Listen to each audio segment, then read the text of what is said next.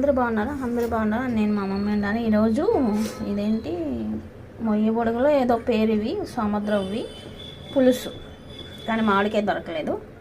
చేపలు, ఆనియను, కరివేపాకు, వంకాయ, చింతపండు, టమాటా, పసుపు, కారం, ధనియాల పొడి, ఉప్పు, ఇవి మెంతులు, జీలకర్ర, ధనియాలు వేయించుకున్న పొడి.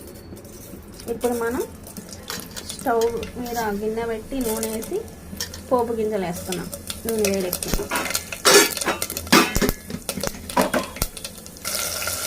ఇప్పుడు ఆనియన్, కరివేపాకు వేసాము. టమాటా,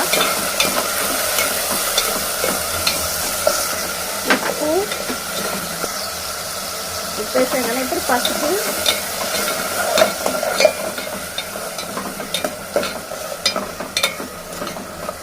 ఇప్పుడు ధనియాల పొడి, కారము వేసాము. మంచిగా కచ్చాల్సిన. ఇప్పుడు చింతపండు పులుసు పోసుకున్నాము.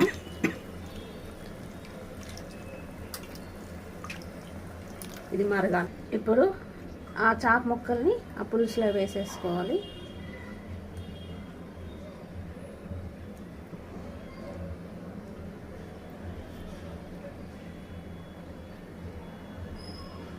ఇప్పుడు కట్ చేసుకున్న వంకాయల్ని గుత్తులు గుత్తులు అవి కూడా వేసేసాను.